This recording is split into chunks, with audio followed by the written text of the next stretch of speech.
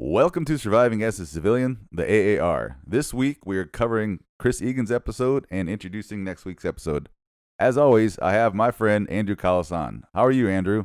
I'm doing really well, Scott. How are you? I'm doing very well. So let's talk about Chris Egan's episode that just happened, our first episode of season 2. What I really enjoyed about his interview, he was the first one that's retired out of the military that we had on the show so far. So he had a different perspective. In fact, he had the perspective of getting out twice, in fact. I feel like that probably educated people pretty well. Yeah, that was definitely one of the better points of his story was how he got out and it didn't go well. And then he got back in and then he went all the way to retirement. So it had his point of view on retiring and ETSing. Right. It was really a good story, especially the stuff about his punk rock days. It was really great of him that he was able to send in those pictures because I think that really helped promote his story. Yeah, and if you're listening to this and you haven't seen the pictures yet, they're available on the Surviving as a Civilian Facebook and the Instagram. But yeah, those pictures are awesome. When he sent them to me, I was laughing. They're great. I think one of the biggest points I took away from his interview was that humble yourself when you get out, especially for me, because I'm kind of getting toward the end of where I'm at in my career, and it's not going to be an issue for me, but I can see where people kind of have that, they'll still carry the rank after they get out, and like Chris said, like nobody cares once you get out. You're just a regular guy, and I think that for guys that retire, that's probably a very significant event to them. For like Chris said, instead of having people get out of your way as walking down the hallway, the guy at McDonald's or wherever you decide to go doesn't care anymore what you did in the military. Yeah, I thought that was a great point of view for the perspective that we have not had on the podcast yet, and that's for people of retiring, usually senior NCOs. And he brought up that process could be hard to swallow for some people, and he's right. The Army's going to keep going on without you. It's up to you to go on with your life and find maybe something else to do, So I thought that was really good. I get 8 deployments. That's a lot of deployments. It certainly is. He's been very busy in his career. I bet you he's glad to finally get out and take a break, but it sounds like he's right back at it, training people.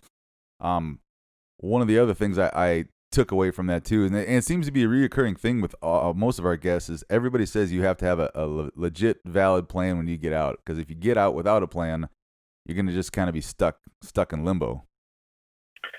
Yeah, and that's why it was cool that he said about the first time he got out that he had a plan. And he's like, I'm going to go be a cop. I'm good. I don't need help. I'm out of here. I'm gone.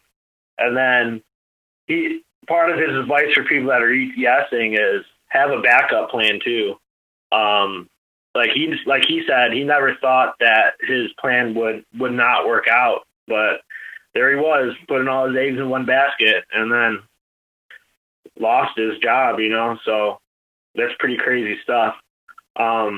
Overall, I think it was really cool to hear how he had like a really fulfilling whole 21, 22 years in like Kuwait, Iraq, Afghanistan, South America. That's pretty impressive. I wish he got in more to the South America, but who knows how much he really could get into it. Yeah, that's right. I don't know with his clearance and his job he had how much he's able to really discuss that stuff, but maybe it's something for a possible another future visit with him. Yeah, and survivor's guilt. It's crazy to hear people talk like he's like, what made me so special that I never got hit? And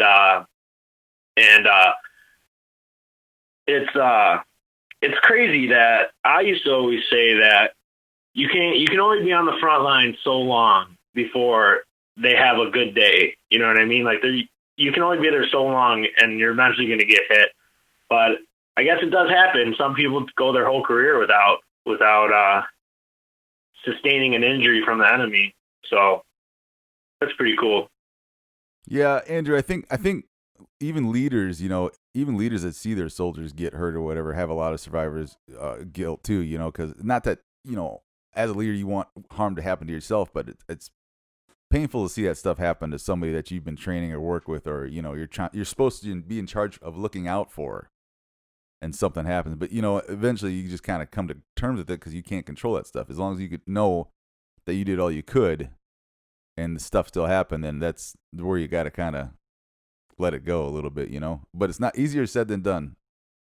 Yeah, it's definitely easier said than done. And he's a great it was a great interview. I thought it was really good. I thought his some of his advice was pretty good too.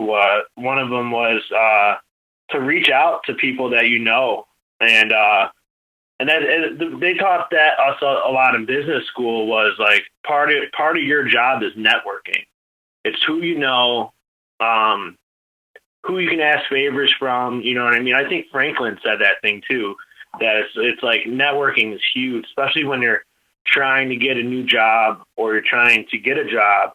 And then he also, another thing that they brought up in business school that he said too was have multiple resumes. And see, what they taught us in business school was you write your resume to the position that you're trying to get. So you might have 3 different job interviews with 3 different resumes because there's 3 different jobs. So definitely a lot of good advice from him. So Andrew, something else exciting happened this week. I was on a radio show to promote the podcast. I was invited by a group called the Graduate Warriors who help soldiers with PTSD get through it. They're counselors. They do all sorts of things. But I got interviewed on 97.9 FM here locally where I'm at in Missouri. We did about a 50-minute interview, and I was able to promote Chris's episode and the entire podcast. And it was a pretty good experience. I had a lot of positive feedback on that, and I think those guys are going to end up asking me back. Yeah, you sent a copy to me, and I listened to it, and I thought it was great. I thought you did a great job, and I think what they're doing over there is great as well. And it's good that we could combine forces and help get the word out.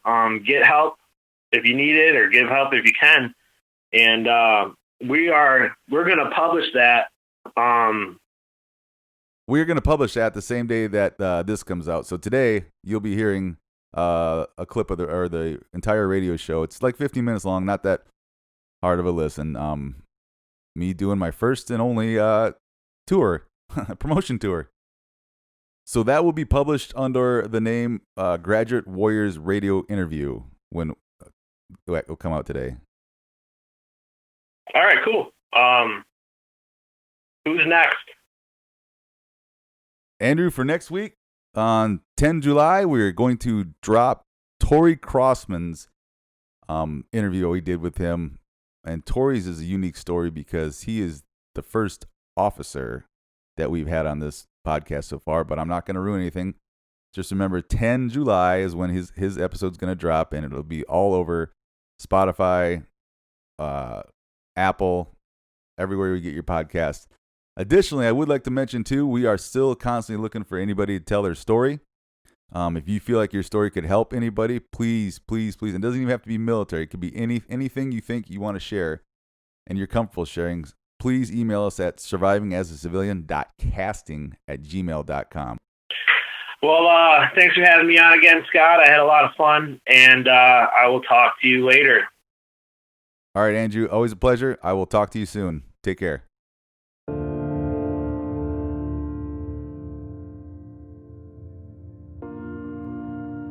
Thank you for listening to this episode. Getting the message out about suicide prevention is a team effort.